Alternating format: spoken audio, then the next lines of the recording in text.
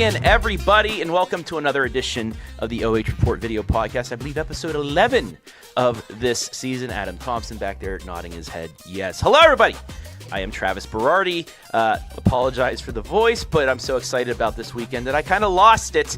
So I am joined by somebody that's going to help carry me through this podcast, Mr. Jonathon Langdon, on this Victory Monday for us Pittsburgh Steelers fans. Absolutely. What a resounding victory for our Steelers. Much needed after the couple of defensive we had the last couple weeks. And I'm glad you thought of wearing the polo today, because I wore Danville blue because we're going to be talking about that later on in the show, but also very excited about those Steelers. Don't ask me what happened in the game because I was working some soccer. We both were, yes. In the middle of it. But, Aaron Rodgers did get hurt, possible fracture of his non-throwing hand, but one Mason Rudolph.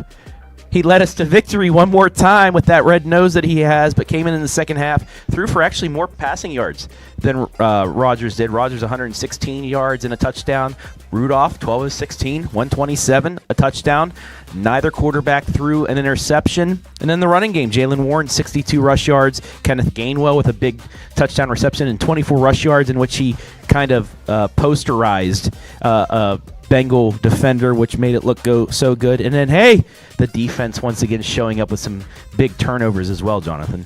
Yeah, absolutely. So get to see Pittsburgh kind of hang on to that lead that they built up in the last couple of weeks. Of course, Baltimore's kind of knocking at the door, but I mean, those Steelers, and we're going to see how long Aaron Rodgers is held out, if too long at all. But Mason, from what I saw, played pretty well, and I'm glad to see that we're trending in the right direction, especially against a Bengals team that we shouldn't lose to. I'm glad we made it a convincing one yesterday. I mean, it's tough when Joe Flacco plays you back-to-back weeks because the Cleveland Browns, for some weird reason, want to trade away probably the best quarterback they have on their roster, because their defense had them in the game. They were leading the Ravens in the fourth quarter, and then it all fell apart. Yeah. Dylan Gabriel gets a concussion. Everybody cheering Shedeur Sanders coming in. First two passes were little dinks, completions. After that, he goes 2 of 14 with an interception. Only about 30 yards passing. The line was not holding up. And, a fake tush-push sweep by Mark Andrews scores the go-ahead touchdown, and the Browns unable to get the victory. Ravens go to 5-5, stay a game back of the Steelers. The Browns now back to the drawing board. My question: why wasn't Shedeur Sanders getting any number one quarterback reps during the week?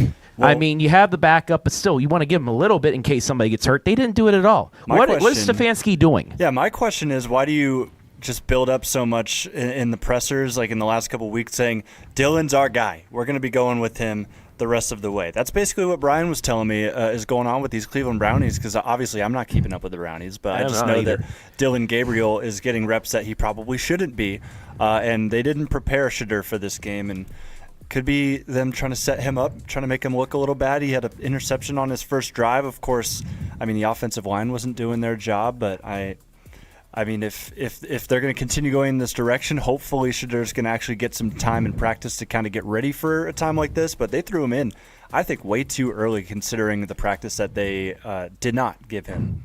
And they just wasted another stellar performance from Myles Garrett. Hats off to him, even as a Steeler fan. Got to give him hats off. 4 sacks on the night. He already has, I believe, 12 or 14 sacks, and I think it's 12 plus sacks now. Maybe it is 14, but I was listening on NFL radio on my way back from what we were doing yesterday, and they said this is it's like an NFL record of consecutive seasons with 12 plus sacks that he has. I mean, he's just a beast. But thank you very much, Mr. Garrett, for giving us the blueprint for our player, T.J. Watt and company, Highsmith and all of them, to possibly shut down the Ravens' attack. Yeah, absolutely. So congratulations to, of course, us, as I do want to say, for us getting the win. Number 4 seed. Yeah, there we go. There we go. And then also shout out, I guess, to the Ravens for beating the Browns. No, can't do it. Yeah, They're still trash. So which level are you on? Are you on the I hate the Ravens more, or are you on the I hate the Browns more? Okay, well, my girlfriend, being a Browns fan, was really surprised at this, but I was rooting for or pooling? I'll say pooling, not rooting for, but pooling for Cleveland, because it would have given us a 2-game lead ahead of everybody in the division, which we would need because we still face the Ravens twice. That gives us that little buffer. We all know what happened to us last year, where we just completely at the end of the season. So was pooling for Cleveland, and then at the end of the game, I messaged her and said, "The Browns suck." I'm sorry, folks. This was the Browns a pure stink. Browns fashion loss. I just because I went in, I watched a little bit. I kind of went to go do something else. I saw that the Browns were winning at the time, and then all of a sudden, I see Baltimore comes out with the win. I'm just like, what happened? And then I realized these are the Cleveland Browns we're talking about. Mm-hmm. Anything can happen with these guys, and most of the time, whenever you say anything can happen, most of the time the Browns, it's in a negative light. Yeah, that was just you get this thing out of here again. That's just, whatever. We were doing something else while these games are going on, Jonathan. Yesterday, finishing off another season. Yeah, Sunday Fun Day football was going on over at Crestview High School, not too far from here, as we got a chance to watch the boys get some nice action, nice high goal-scoring game. I believe it was the dark meat team. I guess that's what what we kind of labeled them as, but the colored team was able to get the win here in the boys' game, and I think it was the same way for the girls as well. And we also had a pretty fun story happen with the girls' side too. Yeah, and I think this may be a reason why I don't have much of a voice. It wasn't terribly cold, but that wind, man, that completely controlled the game. I'm glad the state tournament wasn't played yesterday because, that was one of the better performances. It was late. We were going to have PKs, but with less than a minute left on her final match ever at Crestview, the Cougar gets it done against a goalie we weren't expecting to be in there. Yeah, shout out to Olivia Grant scoring the goal. Of course, she got the call at like 12:30, I believe, an hour before kickoff, that they were short a couple players and they needed somebody to come in and help get them to a full 22 to field the game. And so she came on down to her home pitch and slammed that one in.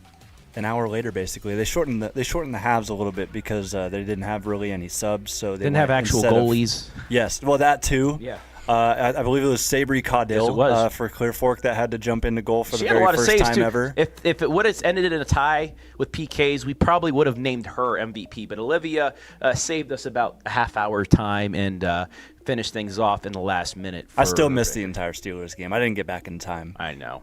But it was good. You can watch a replay maybe or some highlights online. But it was worth it because another win, 3 away from giving Tomlin yet another non-losing season. You know who else doesn't have a losing season?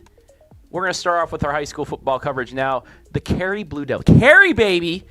Back in a regional championship, and we have the pleasure of being joined by the head coach of the Carey Blue Devils, Mr. Jonathon Mershman. Coach, it has been a while. It is a pleasure to have you back on the podcast. How are you doing this wonderful Monday evening? I'm doing great. Coach, let's just get right into things. You played 3 teams. Well, hold on. Okay, Coach, go ahead. As a Bengals fan, and I had to sit here and listen to you guys talk about the Steelers. How are you doing, Jonathan? I just want Joe Burrow back. I want a defense, any kind of defense. No, I agree. I mean, you have Hendrickson, right? And that's it. Yeah. I mean, it's he wasn't playing. Browns-like. Yeah. Yep. I mean, Joe, you got us when Joe Flacco played back-to-back games. You got us at home on that Thursday night, in which we stink against conference division opponents on Thursday night. But then, it just, I don't know. Okay, we'll say this: the Bengals keep losing. You guys keep losing. You get a high draft pick. Who would you want to see? Defense. We need defense. We're just really bad on defense. Mm-hmm. And we should have won 2 games. Yeah, we should have won 2 games that we lost in less than a minute. The Jets and the Bears. Yeah, and the Bears. Yeah, but they don't have coaching like you do up at Carey. Oh, okay. Are you flirting with him over here? He's got his team in a regional championship after an 0-3 start, and now, I'm glad I let you get that off your chest about your Bungles. Let's get to something much more better, and that is the Carey Blue Devils being in the Elite 8 in D6. But yeah, you started off 0-3, but that was the teams that are right now a combined 32-4. I mean, we always talk, at least in the media, about silver linings. Was there something you saw through those 3 games that made you think, yeah, we're going to be fine? Yeah, I mean, I saw our defense get better and better. We played LCC and held them to 6 points. We had some really good offensive drives. We just didn't finish in the end zone. And I knew, that game 3, like if we get this stuff cleaned up, we can be a really good team. Other than that, seeing the defense, was there any moment throughout the season that a moment that really changed things for you guys? Yeah, I mean, Hopewell, when we lost Eli in that first game, that changed a lot for us. We really had to find ourselves without him and galvanize ourselves together. And so we leaned on the defense. The defense got really good, found their identity in the LCC game.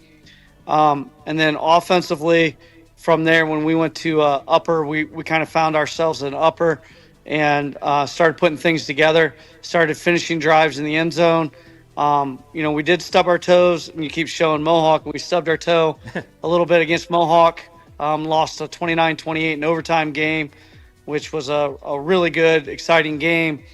But, and at that point, we could have been like, well, we're going to be 6-4, barely make it into playoffs, or we going to make some noise. And after the Mohawk game, we went to work, and we went and played Patrick Henry, a really good team in Patrick Henry.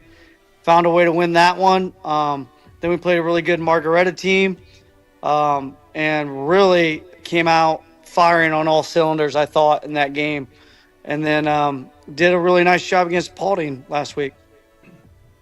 Well, Coach, it's been great seeing you kind of just build up form in these last 10 weeks. Of course, you've won 9 of your last 10 games. Just kind of take me through. I know that the story of a lot of other teams is that they had talent coming back, but they couldn't quite figure out where they wanted to put said talent. I know that you guys have a star in Trip Phoenix who's playing quarterback for you guys this year, but when I saw you guys last a season ago, he was out at the wideout position. So just take me through your talent and what you have and how you were able to put those pieces together to bring this run ultimately to a regional title game.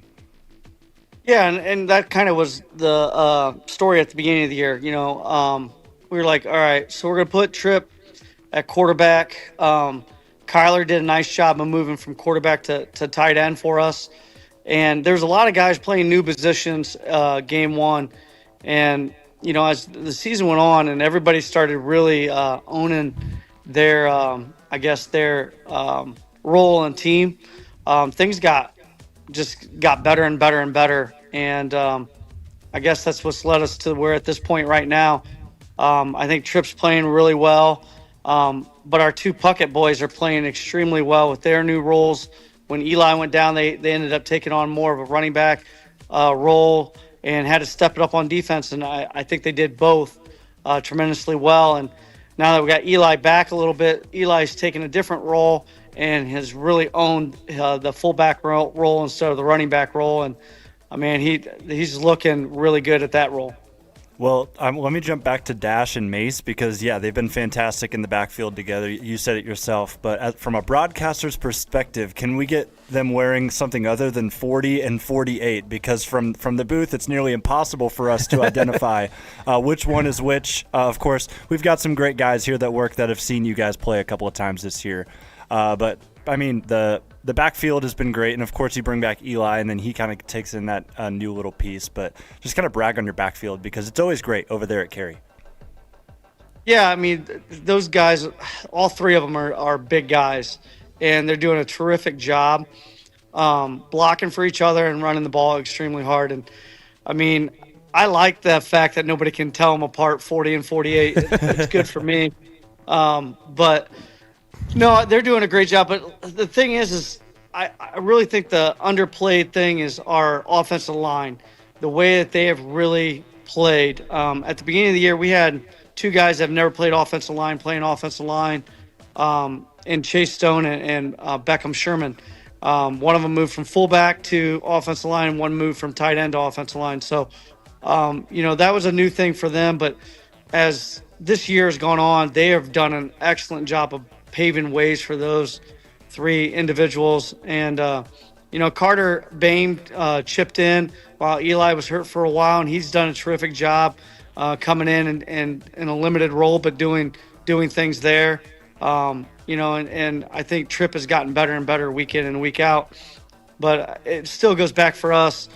The backs don't get started without our offensive line. I think they're doing an excellent job right now. Let me jump back to you, Coach, because congratulations. You're the Northern 10 Coach of the Year. That's always a fantastic honor. Yep. Bringing this team back from losing their first 3 non-conference games, of course. And then look there. Did I spell your name correct? Because if you did, we spell it the same exact way, and we're the same type of weird. Am I right about that? First name. You spelled it correctly. Yep.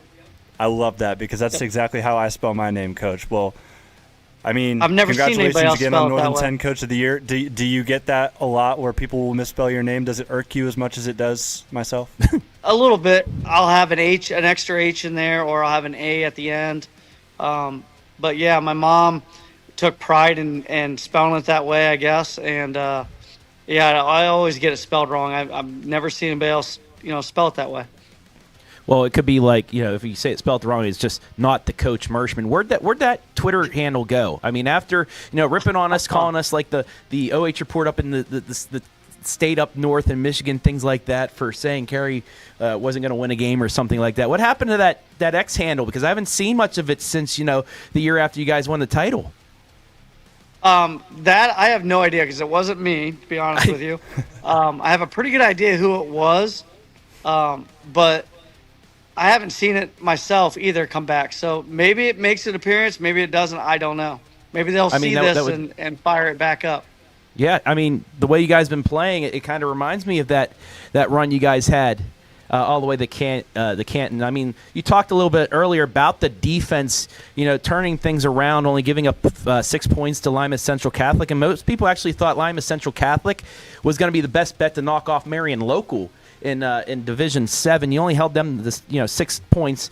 Unlucky you guys weren't able to score at all. But in the last 3 weeks in your playoff runs, you gave up 7, 7, and 6, especially to a Margaretta team that did knock off Hopewell Loudon for their lone loss of the season. Just it seems like your defense is doing everything right at the right time.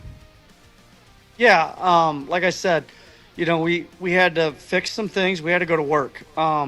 We were 0-3, and I got hats off to our seniors, because they were the ones that got us back to working. We went to work on our defense. That was the first thing we had to get figured out, because when you lose to Galleon, 41-14 was the score. Mm-hmm. But I didn't really know at the time how good Galleon was. Now you look at them they're still playing just like we are in Hopewell.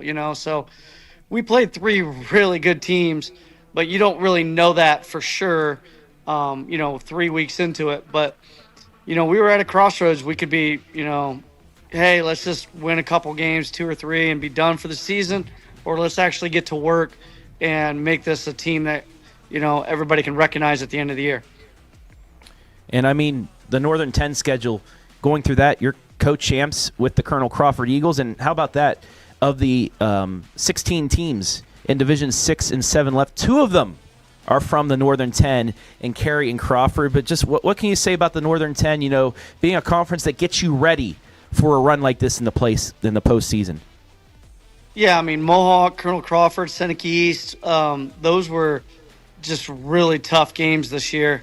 And next year you're adding Hopewell, who we're playing this week, will be into the Northern 10. So I think the league is moving in the right direction, and I think it's going to be a really tough league moving forward. So are you a fan of the 2 divisions that they're going to be breaking it into for the Northern 10? Of course, with the 16 teams, you can't play everybody once in the regular season anymore. Well, so I think I might be mistaken. I think there's 12 teams that play football. I think there's 4 that do not. Right. And then, so I think they did a tier system. And so, yeah, you don't play everybody. I know our schedule next year, what I saw was pretty brutal. We also open up with Marion Local game 1 and then Galleon game 2. So, we're going to have a really tough schedule next year. But that's the future. And I tell the kids all day, past is the past, the future is the future. We're living in the present right now, and we're worried about this week, which is Hopewell Loudon. When we play them at the beginning of the year, so the kids are super excited about playing them again, just because we don't feel like we gave our best in game one, and we're hoping to change that. Yeah, so I assume that Hopewell Loudon's going to be added to your conference schedule, and that allotted that week one spot that you've decided to take in with Marion Local, which is a very good choice for you guys to really boost up that that schedule. It's just, I think we're trying to get to the number one difficult schedule in D6 next year. It might be at least from divisions 4 to 7. I respect that a ton. I mean, this year's schedule was pretty difficult for you guys, and then you're taking it a step up even from there. Well, that's big stuff.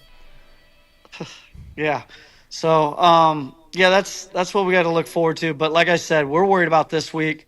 Hopewell's a really good team. They're always well coached. I'm just super excited about. I wouldn't say redemption, but like just finding out how much we've grown from week one to now.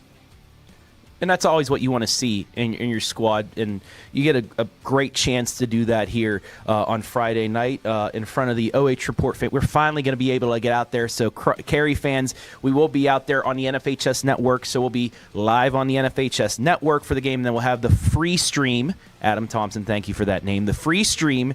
The free play, free stream afterwards. But I mean, we like looking ahead, and we're hoping we get a state semifinal, maybe at like Tiffin or something, between the two Northern 10 teams to get to a state championship appearance. I know you're not looking that far ahead, but wouldn't it be cool if we had two Northern 10 teams in a Final Four? I know you're shaking your head already.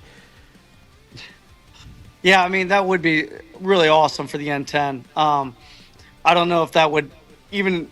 Let's just play devil's advocate. If both teams would win, I don't know if that would be guaranteed that those two, we would play each other, due to the fact that I think that would be so far for like if Anna or Coldwater and Kirtland.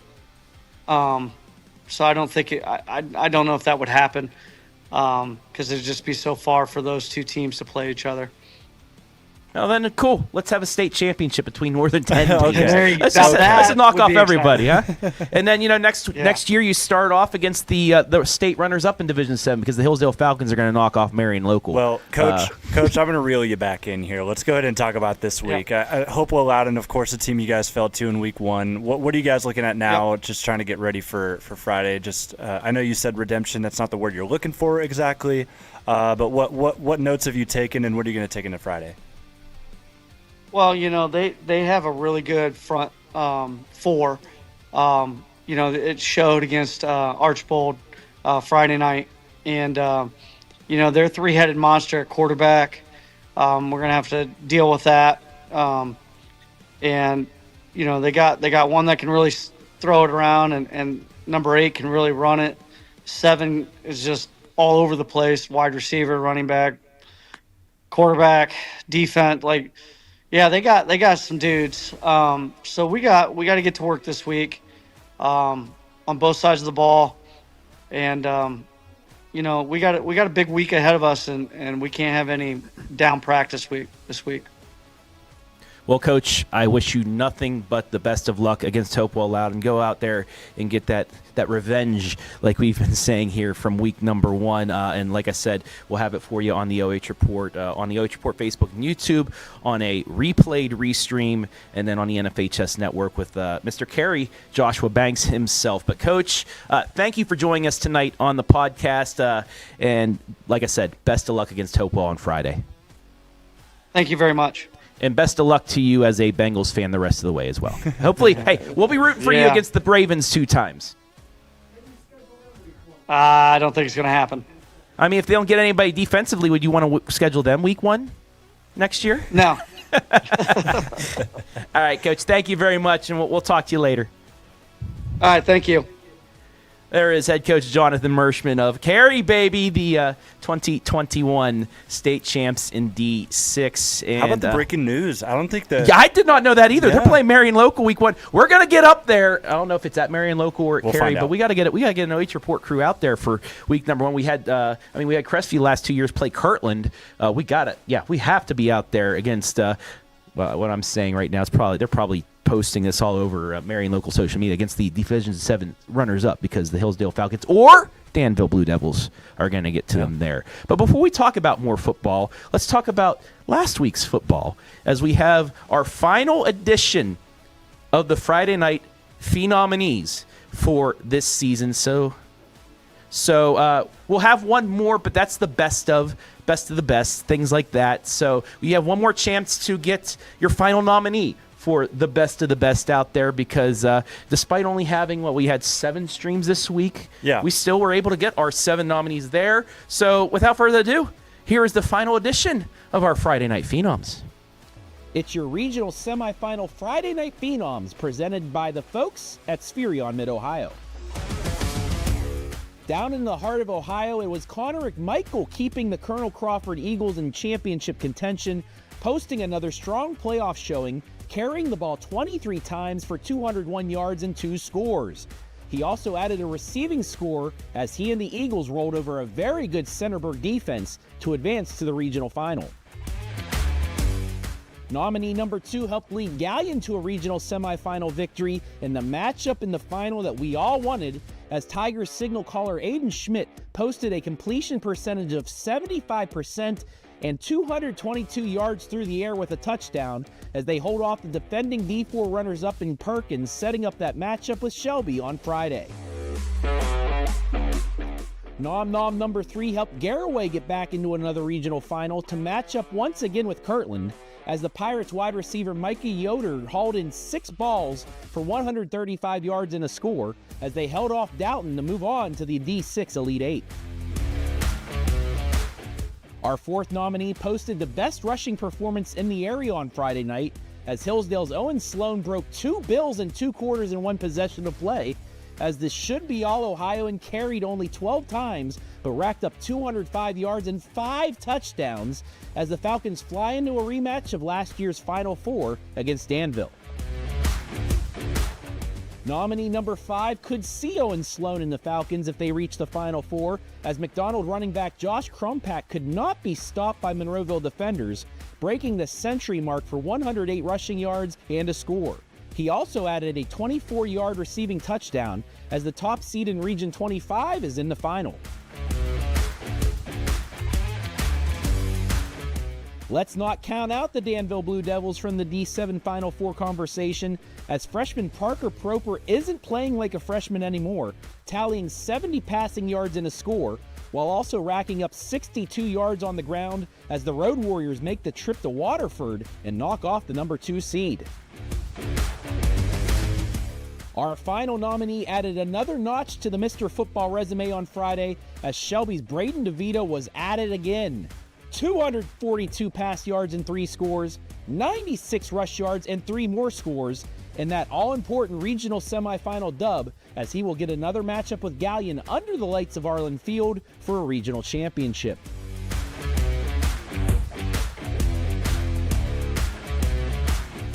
There are your 7 nominees. It is now time to cast your vote, with the winner being announced later this week. And it's all brought to you by Spherion Mid-Ohio. And as always, since we're back this week with the podcast, it is a double dip. Every vote for the Phenoms, remember, name and number, so we know which is Phenoms, which is top plays, but we'll count for 2 votes. Remember, this is our last set of Phenoms before we get into the best of the best. All the winners will have an ultimate winner later in the month. But Jonathon, that's not the only thing you guys are going to be voting for tonight. Yes, for one final time, we've got our top plays this time from Week 13. Go ahead and roll them. For one final time, it's time to take a peek at some top plays presented by Spherion Mid-Ohio. We're starting out with an unprecedented poll. Shout out to the Colonel Crawford Eagle offensive line for hand-wrapping Connor McMichael one of his easiest touchdowns of his career. hole so big that you could fit an 18-wheeler through, and in this case, the McMonster was that 18-wheeler to help the Eagles knock off the K-Mac for a second straight week. Play number 2 brings back Nolan Burley, who was added again in Sun Burley, a potential candidate for Mr. Football here in Ohio. Takes this one 60 yards on Big Walnut's first offensive snap. Regardless of whether he takes that coveted award this season, he's at least been Mr. Inevitable for opponents this year. We head to the northeast tip of Ohio for play number 3 as McDonald's Josh Crumpack terrorizes the Monroeville defense on the ground with a 73-yard carry down the field where he would not be stopped. The sophomore helped establish the lead that the Blue Devils would not give back as they now prepare for Mogador in a regional championship. Sticking with Division 7, play number 4 comes from familiar Falcon territory. Hillsdale's Owen Sloan has had himself a highlight reel senior year, and that continued into Week 13, taking that one back 29 yards after bouncing off some blockers. The score solidified another running clock that has become all too familiar for Hillsdale.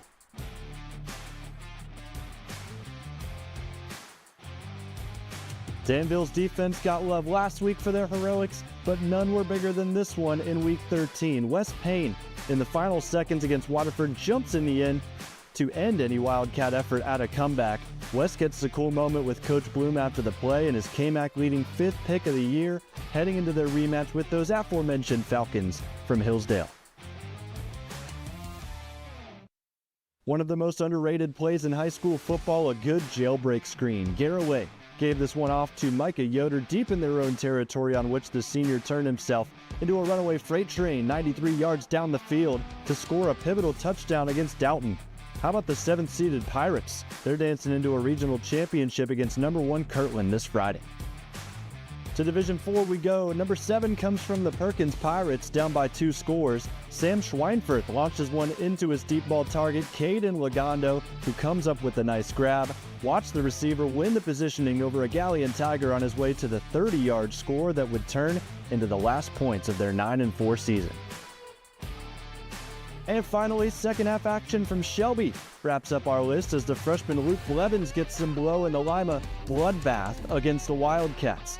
Blevins runs right up the middle, outpacing defenders to score on Braden DeVito's only snap of the final 2 frames. Shelby's shown no signs of stopping their dominance in this region, but can the MOAC rematch everyone's been waiting for bring a challenge over at Arlen Field this week? Those were your top plays from Week 13 of action captured by our OH.Report cameras. Leave a vote for your favorite in the comments section below. Those were your top plays, and you're going to have a chance as well to vote down below. Again, make sure to comment the number of the play and the player as well, just so we can differentiate between our phenoms that we just showed earlier and then also our top plays. Well, congratulations, everyone. Your final candidates of the year. Travis, I mean, it's going to be a fun, nice, tight battle here for this week, but also for the plays of the year and the phenom of the year. Absolutely. And what else you think might be a tight battle? Well, a rematch. We have 2 rematches coming up for regional titles, one from last year's Final Four and one from earlier this season under the lights at Arlen Field, where, I mean, that's the only place where you could put this game other than Canton's Hall of Fame Stadium. It is number 1 seed Shelby. It is number 2 seeded Galleon. Galleon giving Shelby its toughest test of the season at the Whippet Athletic Complex earlier this season, Jonathan. But even after that game, we all said, "Hey, this has to be a 1 versus 2 matchup for a regional championship," and we'll get it again as Shelby won 45-34 back in Week 4. But I cannot wait for this game on Friday night. On the run, it's caught. Yeah, well, I honestly, like, Shelby obviously has been rolling all season long. They've been dominating some of their opposition. Someone that they didn't dominate in my eyes was these Galleon Tigers. So, I mean, when you look at their Week 4 matchup, started out MOAC play, it was awfully early for those Tigers to take on Shelby, of course, a team that had rolled in coming out of non-conference play. Maybe you would have wished that game would have come later on in the season when everybody kind of grew up, but I mean, you could say the same for Shelby on the other side. But Galleon coming in, they're going to be underdogs yet again, of course, but Arlen Field is going to be rocking, and anything can happen when you play at Arlen Field. As we've seen from last year with Ontario and Shelby. Ontario Galleon kind of like Ontario. Last year, Ontario, Shelby pulled it out in the regular season at home, but then Ontario, after some crazy playing at the end of the game, was able to pull that out. However, Galleon not 100%. Jacob Chambers out, but the Hay brothers really have helped that passing game for Aiden Schmidt.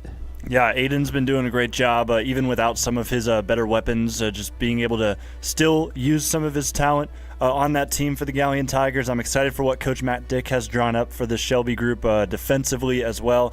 I know that he has been licking at the chops to get another opportunity at Shelby since that Week 4 loss. But then again, you look at Shelby. Of course, they've got DeVito, they've got Bowman. That's the top quarterback receiver duo probably in all of the area. Maybe you could even say in Ohio, like more northern Ohio. But I'm just super excited. I know that we're not going to be at this game, Travis, but we're going to be at another one we'll talk about later. But yeah, I'm going to be really excited to see how this one shapes up. Yeah, this is. I still think this is going to be one heck of a game at Arlen Field. But like you said, Shelby is just. They're just another beast out there. 6 points they gave up to Harding in week number 10, but then nothing to Orville, only 7 points to Bath. The most points they gave up was the 34 to Galleon. They gave up 2 scores to Madison, 2 scores to Lexington, 2 scores to Clear Fork, and a score and a field goal to Pleasant. But other than that, really, nobody else has even been able to figure out to the least of what the Whippets were able to do. They got a good running attack with a guy named Braden DeVito as well. 6 touchdowns. You saw it in the Fee nominee. He always had 100 yards rushing. He had over 200 yards passing. He had 3 passing touchdowns. He has 3 rushing touchdowns. So just the dual threat that he has. I mean, we've seen dual threat quarterbacks here throughout North Central Ohio all season, but Braden DeVito's on a separate level. It's Braden DeVito, a bunch of this, and then everybody else. Mm-hmm. Well, I'm looking at last year's schedule, and I'm looking at how they played Ontario. Of course, they ended their season there at Arlen Field, but Shelby beat Ontario 50-36 in that first meeting, and then there was all of a a sudden, fumble late on a kickoff that could have gotten Ontario back into it. Yeah, but what I'm saying is that was a similar range to how Shelby beat Galleon. Yes. So could history be repeating itself? Also considering it's also going to be at Arlen Field.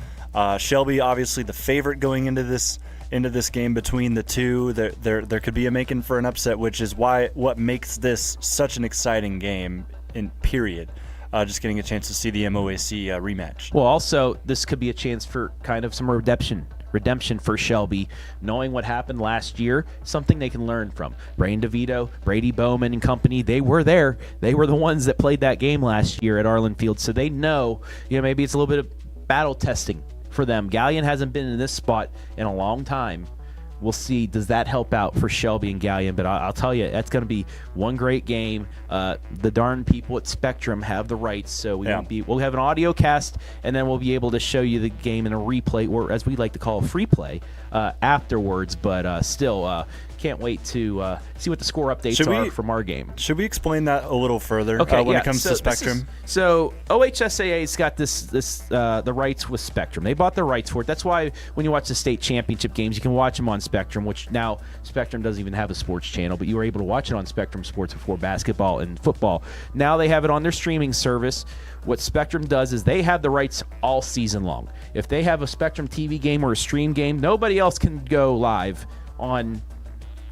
They have to do like a replay like it used to be before COVID. You couldn't do it live. You had to do it afterwards. Well, Spectrum selected their games. 2 of the games they selected are the Galleon Shelby game from Arlen Field, which will be a stream, but then a TV game is going to be Big Walnut, Massillon, Washington. So we'll have to do a audio cast there, and then we'll be able to show you after the game ends on a replay. They did not select the Carey Hopewell Loudon game, so the NFHS did. We will be the providers for the NFHS like last week, and then show you a free replay. And also, they did not select, which kind of surprised me, Jonathan, the rematch of last year's state Final Four matchup in Division 7, Hillsdale and Danville.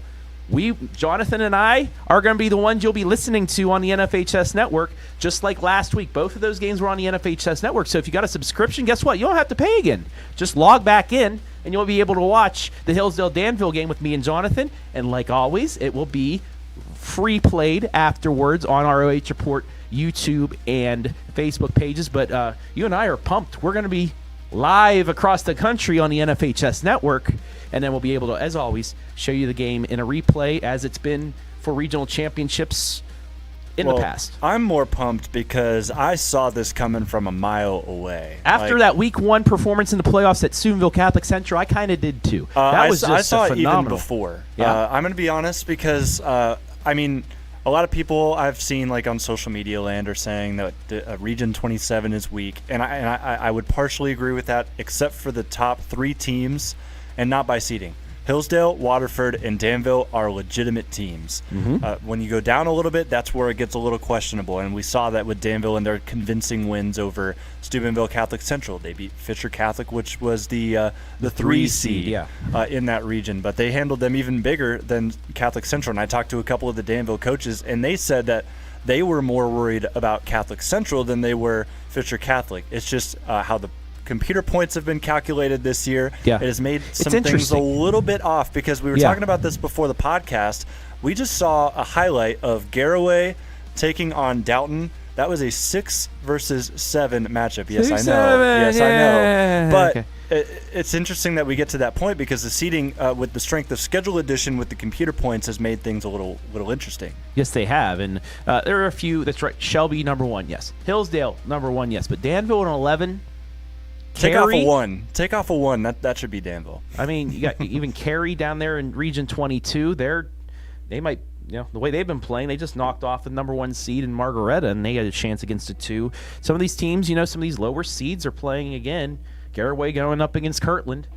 We always see that in a regional final, but it's interesting to see that some of these. I've heard also the people say, like, is 12 even too much?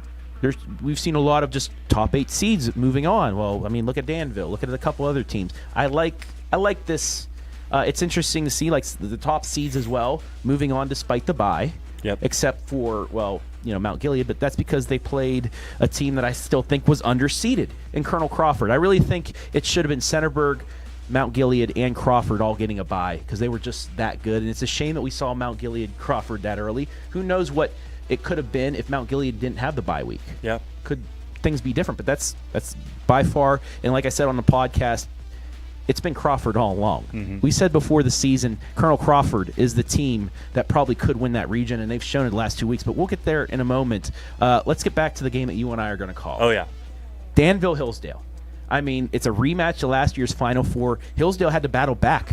They were down 22-6 in the first half. Hillsdale scores 18 unanswered to win that Final Four game at Shelby to move on to eventually lose to a team in Marion Local that was going to beat anybody from Division 4 up.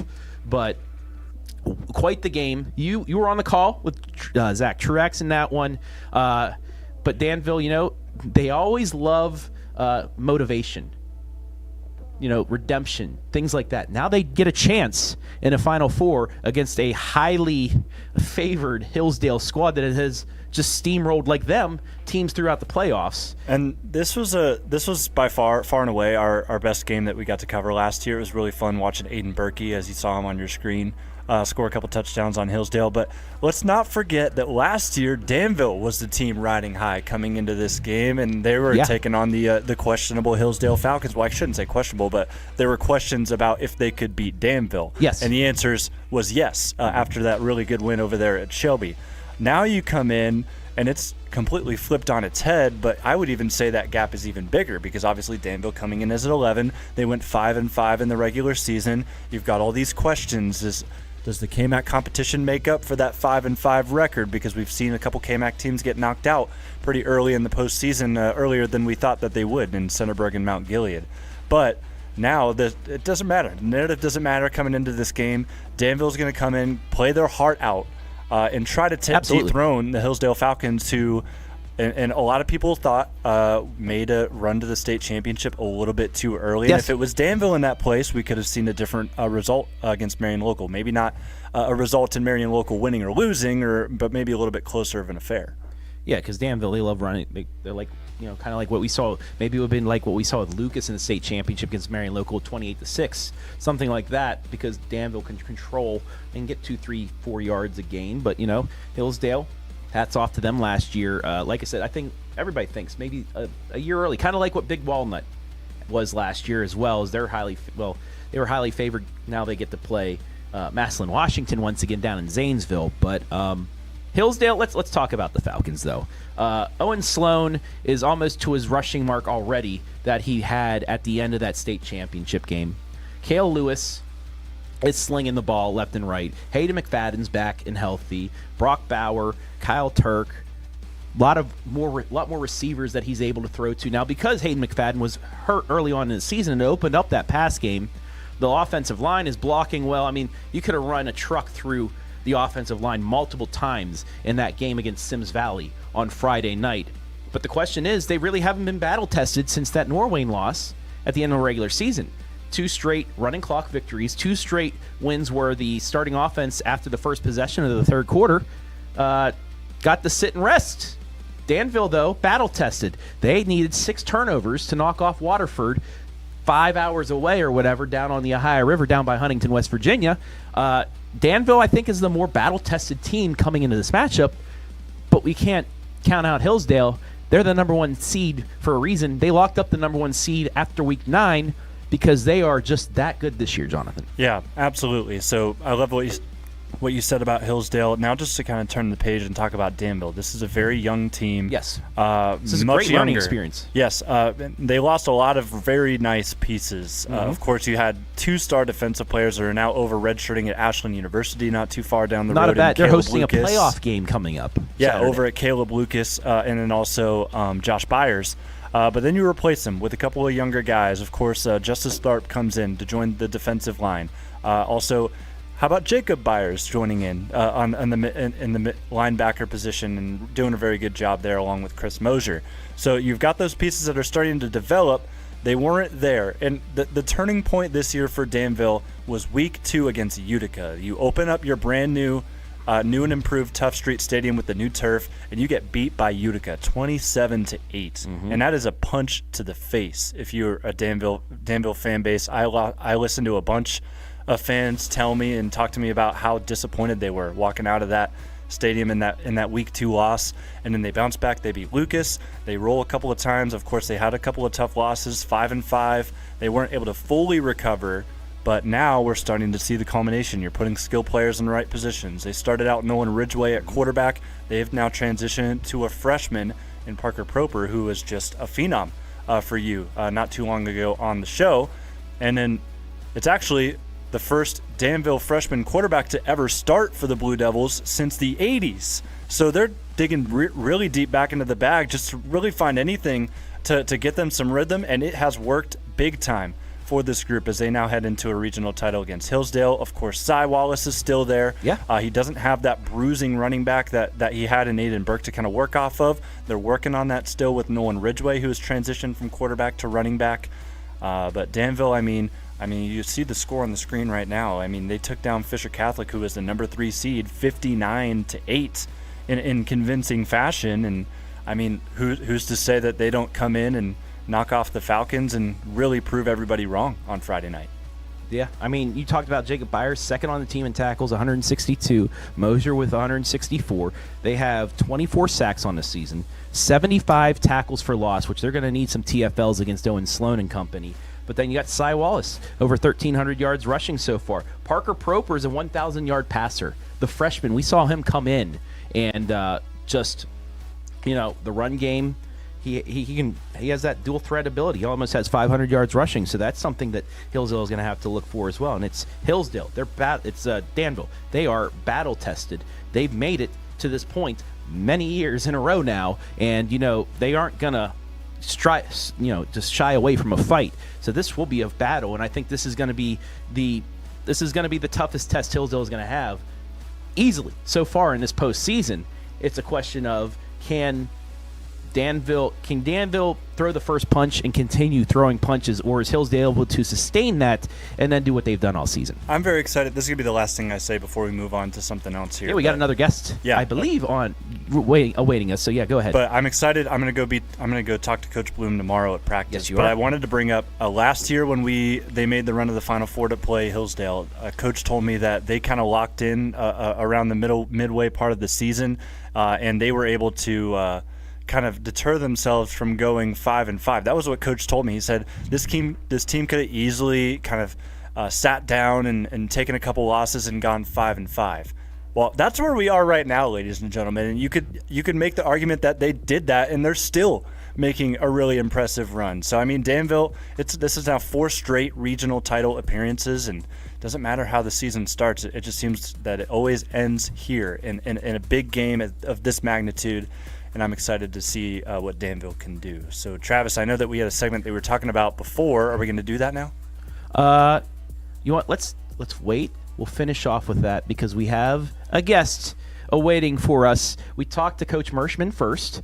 Now let's talk with the other Northern 10 head coach that will be playing for a regional championship as we welcome in Colonel Crawford head coach Jake Bruner. Coach Bruner, I know you were at a regional meeting. You're back now. First, how was the meeting and how are you doing tonight? Sorry I'm late. Oh, you're good. We were talking about some other games. You're fine, but how's your evening going? How's the preparation for West Jeff going here tonight? Well, good. Obviously just the first day today, and hopefully the weather will cooperate the next couple days, and we'll get some more work done. Well, let's get right into things, Coach. I mean, you guys were able to check off, the first thing off your list and being N10 champs, despite a loss to Carey. I know you would have liked to probably be undefeated coming into this matchup, but let's go back to that Carey loss real quick. Was that something that kind of awakened you guys after the strong start because since that game you guys have just rolled your competition?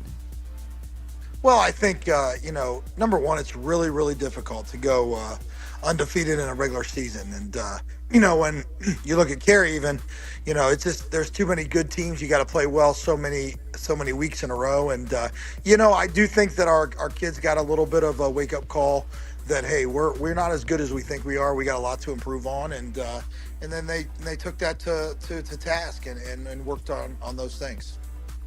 Well, Coach, we just got to talk to Coach Mershman. He's excited for you, and I know that you're excited for him as well, getting as far as you guys have both have in Division 6. Just talk to me about the path to get here. Of course, you did not get the bye. You got what I honestly think in the new format that we have is the best seeding possible, is a 5 seed. You don't have to take that bye. You get to stay nice and fresh coming right out of the season. Is that the mindset that you had coming in, knowing that you weren't going to get the bye, but you were going to get an extra game to stay fresh? Yeah, I mean, off the cuff, our coaches and myself, we just really felt like our team wasn't a team that needed a bye week. We needed a focus.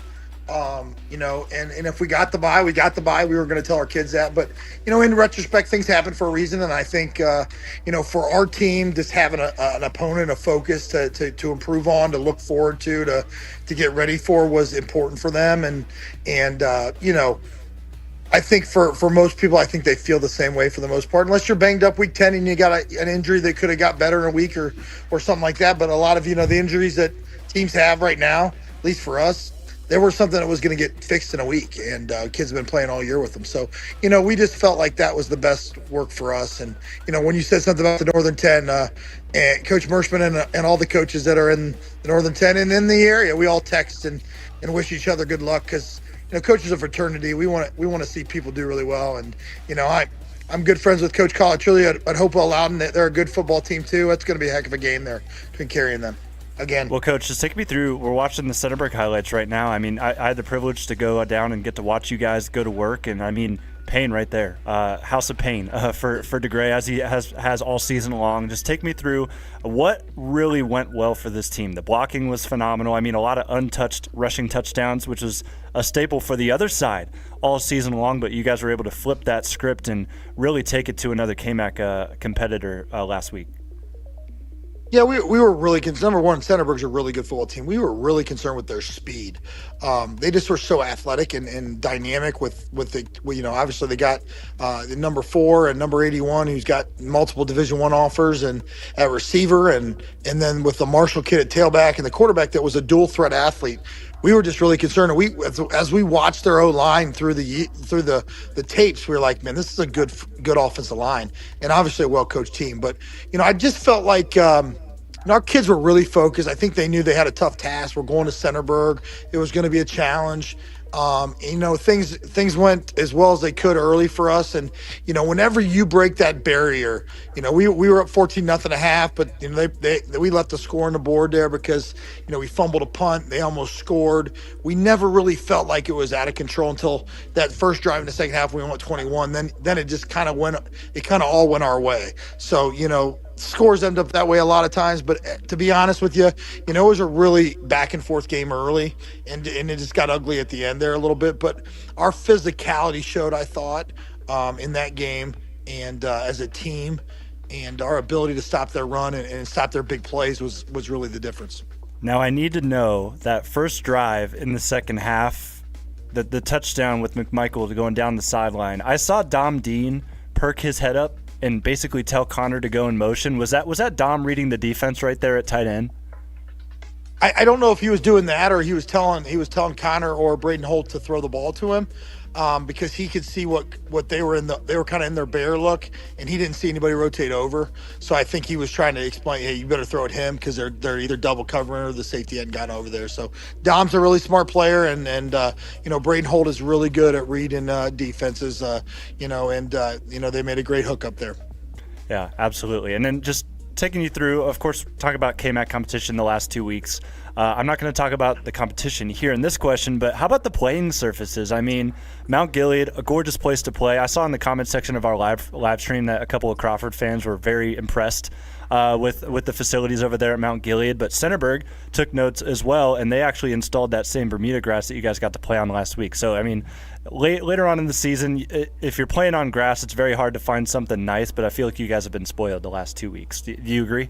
Yeah, I mean, Mount Gilead's field, I have not been on it. We used to play Mount Gilead for a long time at Colonel Crawford, back to when I was playing there, but that was an unbelievable. I was shocked how it felt and how it looked, and man, that was a unique opportunity for me and for our kids. And Centerburg, they've obviously put money in their turf. It looks a lot like ours per se, but it's a little more seasoned because they've been doing it for a little longer. And boy, what a different aspect they have in their scene. I've never been to Centerburg, but I tell you what a great aspect they have in the background and the setting there. I mean, people are on top of you, but it's a pretty interesting sight.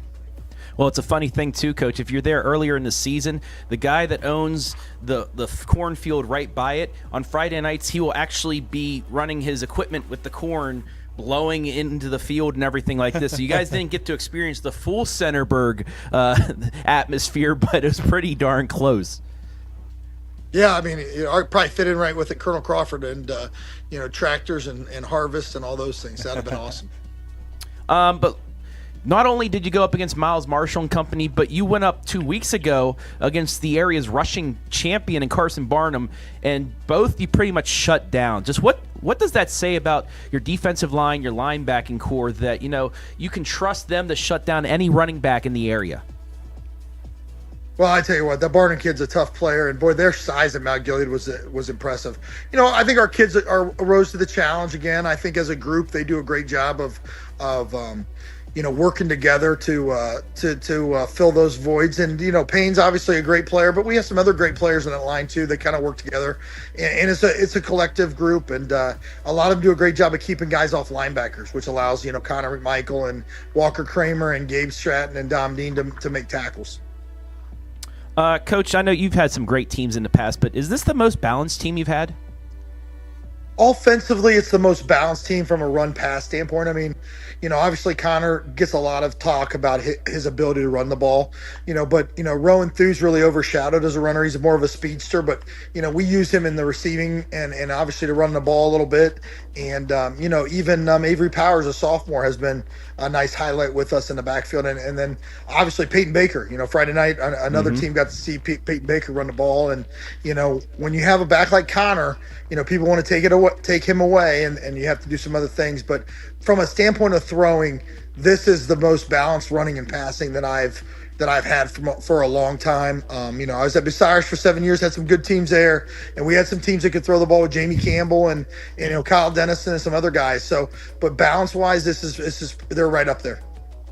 And, I mean, it's got to do with your two-quarterback system as well. I mean, both quarterbacks over 1,300 yards passing, but then also with Peyton, he has that dual threat ability. I mean, that's got to be just a gift for a coach, having two quarterbacks that you can throw in any time, but you can kind of mix things up and do different things with either one.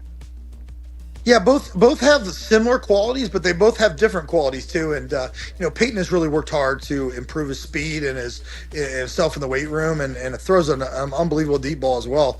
But Braden does a great job of just using his mind and his ability, just savviness to keep a play going and to find an open guy. And when you got receivers like Parker Weithman and John DeGray and Dom Dean and Connor McMichael and Rowan Thu in the backfield, Tyler Lash and the Cochran kid as well, who's a senior first-year player, had a big catch for us Friday night, or two big catches. Those kids have really come along, but the quarterback leadership and the way those two guys handle each other and how they lead our team by just doing the right things all the time says a lot about those two guys. And they're both very tough on themselves, but they're also very complimentary of each other. Before we get to West Jefferson and your matchup for a regional championship coming up this Friday, there's a team right down the road from you also playing for a regional championship, and you were actually on the coach's corner with head coach Matt Dick just on Wednesday. What's your take on this Shelby-Gallion game coming up? There's a possibility we could have two teams not that far apart win regional championships. Well, we scrimmage Shelby and Sandusky Perkins, so we know how good those two teams are. Fortunate for us, we don't play Gallion because they're awful fast. And I got a chance to watch a little bit of that Gallion-Shelby game early in the season. Boy, what a game it was. And, the Vito kid is one of a kind, but I thought Gallion had his opportunities to win that game. I know that there's some injuries for Gallion with the Chambers kid. That's a big loss because he's a great player, but that's going to be a great matchup. I'm just overwhelmingly impressed by Gallion's team speed, not just as an individual, but as a group of guys playing defense. We get to see him against Carey, but man, Shelby's got it going, and their coaches do a great job. And boy, I think it's going to be a great matchup. The DeVito kid, though, he's a special player. Well, I got a fun question for you, Coach. Just say theoretically that your team automatically wins. You don't have to play West Jeff. You move on to the next week, and you get a chance to go pick a game that you get to go watch in the area. Which one are you picking? Because there's just so much going on in our area when it comes to regional championship games. Are you talking this week or next week? Yes. Yeah, I'm talking this week. Like the matchups that we see this Friday. If Crawford's already done and dusted, they're going to the Final Four, and you had to pick a game to go to. Which one are you going to? I probably would pick Gallion and Shelby, honestly, because I started my coaching career at Shelby. I was there for 4 years as an assistant for Coach Schaefer and Coach Solis, who's now on my staff. And, I got a little Whippet blood in me. At the same time, I can remember going to the Gallion-Shelby game as a young person and, back in the NOL days. So it's a special game just in the regular season. So that would be a great game to watch. Well, you have to play West Jefferson this weekend, though. So let's break down this game. It was a few seasons ago, a freshman quarterback led West Jefferson to a blowout over the Northmore Golden Knights in the postseason. Well, he's back, and he's a 3,000-yard passer in Busher. What is going to have to happen to shut him down? I'll tell you what, he's not only has he got a cannon, he can throw the ball a mile, and he puts it on the money. He's 6'4", and he's the real deal. I think the talk is he's going to Ashland to play football for a really good Ashland football team in Division II that's really, really talented. Boy, he's got a great receiving core around him. The only thing I can say is you can only limit their offense. I mean, he's going to throw for yards, and they're going to score points. You just have to manage them. They're never out of a game if they get down, and they're never, even up. I mean, they were up 14-0 on Fort Fry last week. Looked like they were going to roll. Fort Fry came back, and, Fort Fry went for two to win or to tie and didn't get it. And that was the game. And then they won one game. They won by one over Toronto in week 1 of the playoffs. They're just, there's just a belief there that if we got the ball, the game's not going to be over. So, their offense is just really impressive. They throw it around, look like a Keith Diebler Upper Sandusky basketball team, just, throwing that ball, throwing that rock around, and they do a great job of catching it. He's got 4 guys with over 50 catches plus, and he's got one guy with 60. So I mean, they are not afraid to throw it every down. They will run it. He can run it, and they've got a running back. But it's going to be a huge test for us. Is there any team that you can compare West Jefferson to that you've played this season? Not really. Seneca East, as much as the Parks kids and how impressive I am with him, there really isn't. The Parks kid can throw it and he can run it, but this kid's arm's at a different level. I mean, he has an arm that he's on the right hash and he wants to throw a 20. It's all to throw it to the other side of the field on the money on a smash route. He can do it, and there's no throw he can't make. So. I haven't seen him, but we played a team many years ago with the Fairview, Colonel Crawford in 2020, the COVID year. They had a great team, and they remind me of them throwing the rock around, and they beat us in the last play of the game. So let's hope that doesn't go the same way. But they just do a great job offensively and defensively. Their deal is we're going to stay in front of you, and we're going to play defense. And when we're going to onside kick the ball, we're going to get it back and steal possession from you, and try to keep it close, because if the ball's in our hands at the end, they just truly believe they're going to win. Now I know that you didn't play them, but this sounds like a small town, maybe Ashland Arrows. Is that the vibe I'm getting? Ashland is a really good look for them. I mean, they're different than Ashland in one aspect, but they're very similar in another. With Ashland and throwing the ball over the years with Coach Valentine, that's a great look. Yeah. And I know you guys 47.5 sacks. You have 100.5 tackles for loss. So you got to think pressuring this quarterback and containing him is going to be one of the major keys for this weekend. Yeah, I mean, you're only going to pressure them so much. They get to do a great job of throwing the ball really quickly. And their coach they've been around the block. He's seen it all. They've got answers for everything offensively. You can see that they know how to get the ball to different people, screen you, slow you down, throw the ball quickly, and then at the same time, pick the poison when they can get after you. But absolutely, pressure is one of the best things you can do for a defensive secondary. I'm going to have you help out our boys at WBCO who will be on the call this Friday night for you guys down at Highland. We usually give our keys to victory. What are 2 keys to victory for the Colonel Crawford Eagles? Well, try not to give up too many big plays. Take care of the football on our aspect offensively, and then we're going to have to win the special teams battle. They have a great kicker who they onside kick quite a bit. They place the ball a lot on kickoff, so field position is important, and so special teams will play a big point in that as well. All right, last question for me, Coach. I'm going to be joining you Wednesday because I believe you guys are going to go practice at Highland. So you get a chance 2 days early to get a feel for where you're going to be on Friday night. Just how valuable is that for you guys to be able to get a practice in there? Well, I think it's just it'll get out the wrinkles of, hey, what's the feel like on my cleats, and all those things to make our guys feel better. But it's just gonna be a practice for us at the place we're gonna play, and hopefully we can get something about that feeling and that the grip on the ground, and every place is a little different. Going on a field before the game, like when we went to Mount Gilead, I had not been there since they redid that, and I didn't know what to expect. I had heard stories that it was slippery or it was those things and stuff. So we were always concerned, but so we're trying to get those out of the way so we can focus on playing the game and doing our job and the big task we have at hand. So, Coach, last thing from me, you're also athletic director there. There's a team that's going to be starting their season probably a little bit later because the football team's still on the field. That is Coach David Sheldon's Eagles, the defending Final Four squad. Has he sent you any message like, come on, man, can I start my season at least on time for once?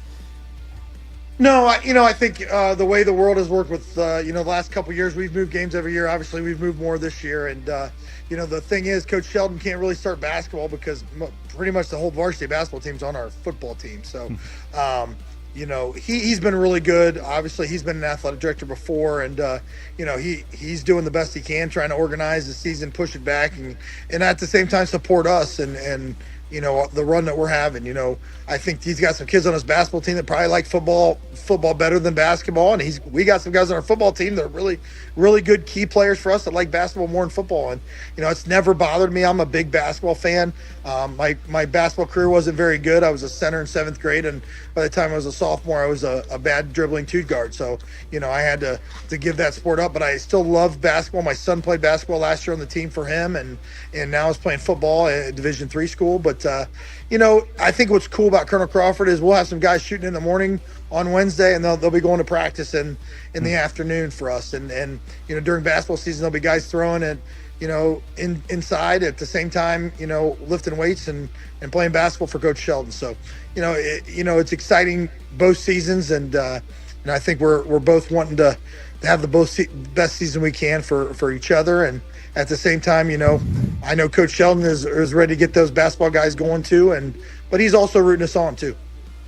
Well, not very many guys can brag that they get to compete in a Final Four in basketball, and then if you guys win Friday, a Final Four in football as well, all within 12 months. So we're wishing you the best of luck there as well.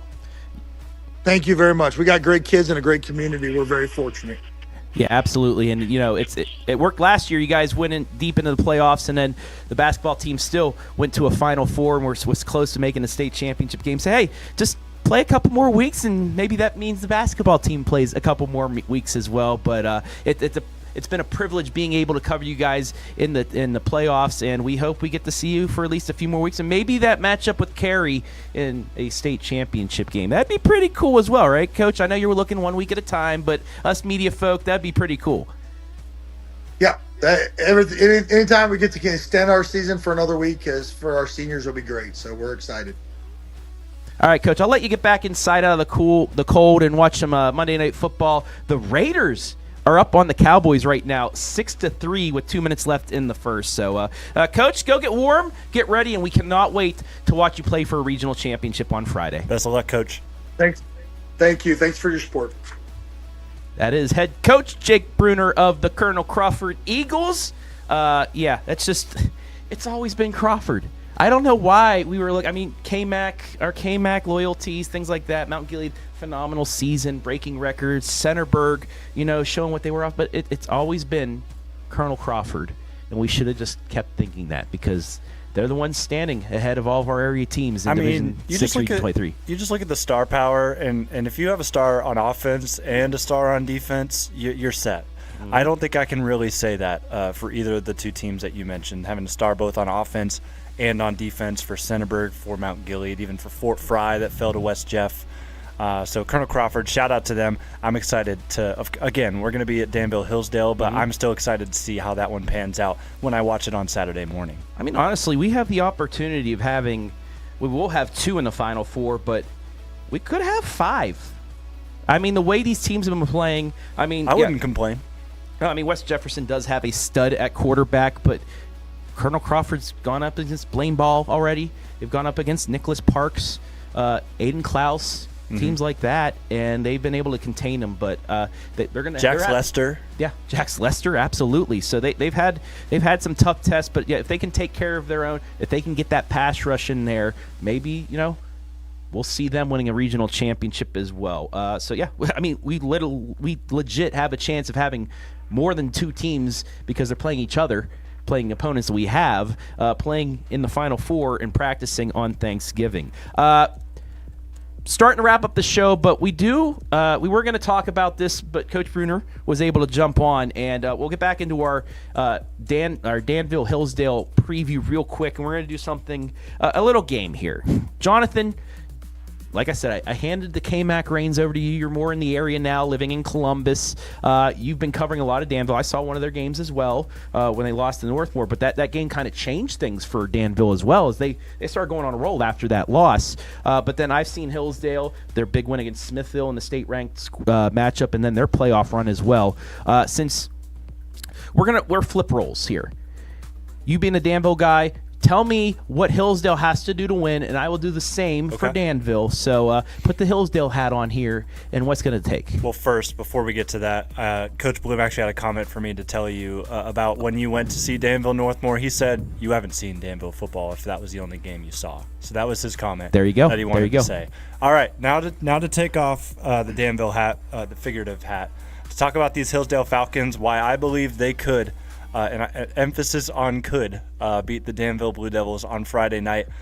Cale Lewis, you just look at the scores from the last couple of games and just how they have completely dominated Region 27 to this point, using, of course, the junior star Cale Lewis at quarterback, who has been fantastic. He's Peyton Manning's apprentice at this point after his summer trip over, I believe, to Mississippi, where they had that nice little QB camp. Yep. Louisiana. And then you've also got Owen Sloan, who should be an All-Ohioan for Division 7 at running back. Easily. You've got all of the weapons at your disposal offensively. I'm looking at the defense. If that defense steps up, and I believe they will, this Friday, figuratively having this hat on for Hillsdale, if they could show out, lock down the freshman quarterback Parker Proper, I really like Hillsdale's chances to win this game here today, or Friday. Hey, you got it right under the gun for your 1 minute of pep talk. And yeah, Hillsdale, most points they gave up 24. Now is the loss to Norwayne, and they gave up most of those points in the first half. All right, my turn. To the Danville Blue Devils and what they can do, and here we go. So Danville, you've been here many a time. You played in the Final Four, but the big thing, kind of what Coach Mershman said earlier, revenge. You had a 2-score lead on Hillsdale in the first half of a Final Four game. It looked like you were going to control that and go to the state championship game against Marion Local. But Hillsdale came back. That's something that Danville, I know you build off of that. You get that revenge, a chip on your shoulder. I have not seen Danville football. The loss to Northmore where they kind of controlled things, handled things. Since then, though, you've wakened up. Play like you have been playing. Parker Proper is no longer a freshman. He's playing more like a junior right now. Get that pass game going. Open up the run for Cy Wallace. What was it, Zoom? Yep. He's Mr. Zoom. Let him zoom around. You keep it close early, you're going to be up against him. I see the clock, Adam. You don't got to count me down. But he gets an extra 3 seconds. You got to if you keep it close, you can have a chance at the end of this game. Could have had a couple more seconds, but I had somebody yelling numbers at me. But still, I think this is going to be a really good game on Friday night, Mr. Landry. Yeah, I'm really excited. I really hope that if it is going to be close, I think it is, as you said, going to be a low-scoring game. Can the defense show out for both sides? I think Danville can force 6 turnovers again. They got a good chance. Oh, yeah. I really like seeing what I've seen on the highlights the last couple of weeks. Of course, I was stepping aside a little bit. I wanted to cover Sunderberg, the KMAC champions, wearing my new KMAC hat. But we are back. I'm excited to be there over at Ridgewood, just outside the outskirts of Coshocton, where this game will be played between Danville and Hillsdale. All right, this is the lineup for us this week. Danville, Hillsdale. We will be on the NFHS network, so watch it there. Like I said, if you guys paid your subscription for last week, I believe that's pretty good for this week too, so you don't have to pay again. Just tune in. You'll be able to watch it, and then we will have a free replay, or as Adam Thompson would say, a free play coming your way right after, probably about 10:30 like last week of the game. You'll just watch it in its entirety. Also, Galleon Shelby. That's a Spectrum game. Darn them. But you'll be able to have the audio cast. Listen to that. You have the MAN crew. Aaron Hines, Eric will be on the call there. And then after, another free play for you after the game. So you have the audio cast, free play there for you. Massillon, Washington, Big Walnut. That's a TV Spectrum game. That's a big one. They added a 5th channel just for this game. So with Bryce Coder, you have the audio cast, and then you will have the free play after the game. Colonel Crawford, West Jefferson, that's still up in the air a little bit. We will, no matter what, we will have the replay of the game. We'll let you know more during the week what we can do with that game. Carey Hopewell Loudon, that will be an NFHS game as well. So you pay for that small amount for the subscription for the 2 months. You get to watch the game live, and then we will have a free play for you there. And then I believe we got notified that we will be doing one more NFHS game. That'll be Genoa area and Liberty Center from Fostoria. I believe Chris Bliley will be on the call of that one. So we added an extra game they wanted us to do, so we have that there. So we have 6 more games coming your way in some sort on the OH.Report as well as the NFHS network. So it's going to be a busy weekend, and we know for sure at least 2 teams from our area will be practicing on Thanksgiving and playing in the Final Four, but I have a feeling there will be some more teams other than that. Yeah, we are.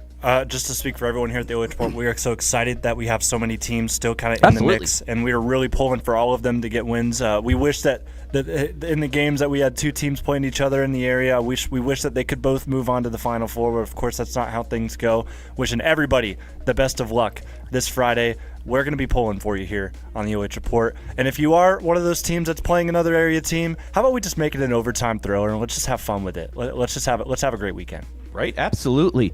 Also, we have some basketball on Saturday. Yeah, basketball is here as well this season. We are going to be at Smithville High School on Saturday as we have for you the, the Battle of the Barn. Yeah. Or the Barn Ball. Barn Ball is what it is. We'll have 5 games for you. I'll be on the call the first 2. Caden Schmidt, who you've heard with me for some and with you on soccer, he'll be on the middle game, and then Jonathan will have that game. The lineup there is Loudonville-Winford's the first game. This is girls basketball. Girls basketball, yes. Boys basketball doesn't start till after Thanksgiving. Waynedale-Rocky River, Massillon-Jackson, the Polar Bears against Olentangy Liberty, Smithville-Tuslaw, and then Norwayne and Tuskegee Valley. It had me thinking, though, with basketball coming up, you were saying that Ohio State men got a big win over Notre Dame. Yep. How about this one for you? They are now called the Greenbrier 5. Did you hear about this? WVU Duke in the Greenbrier National. Why? I am Why? contractually obligated to talk about West Virginia on here. But no, this is what went down. 16th ranked Duke playing West Virginia at the Greenbrier. A fight broke out at the end of the first half in which 4 of West Virginia's starting players and 5 bench players came off the bench, all ejected. WVU played with 5 players in the second half. Only 1 starter and 4 players, a couple of them that don't get much time playing, kind of like you and me when we were playing in high school. Oh, yeah. They won. They were down 23-20. They held Duke, the number 15 team, 4 All-Americans to 49 points. West Virginia wins. They're now nationally ranked. The Greenbrier 5, they played the whole second half without any help, and they knock off Duke. That was just crazy. I don't care who it is.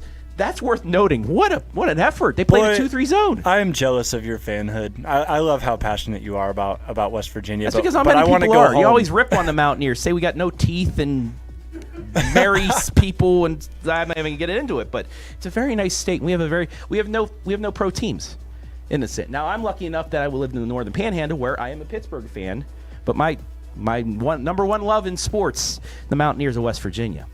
Anyway, that'll do it. We had so long farewell on the screen for a good 10 minutes. While, yeah. The OH.Report 2 and Adam. So the OH.Report 3, we're going to get out of here. I'm going to kind of rest up my voice because you didn't today. I didn't today for sure. But we got a great weekend packed up for you. So we're going to get out of here. I'm going to end this about 30 seconds early. Jonathan, any final words? No. Best of luck to everybody again for Friday. Just having some great football games. I want to see a Galleon-Shelby overtime classic. I want to see the same thing for our other tightly contested matchup between Danville and Hillsdale that we'll be on the call for as well. Have a great week. We're excited to continue on. Yeah, 10-6 Cowboys just took the lead. So tune on over to Monday Night Football because we're done. We're out of here. I'll see you later.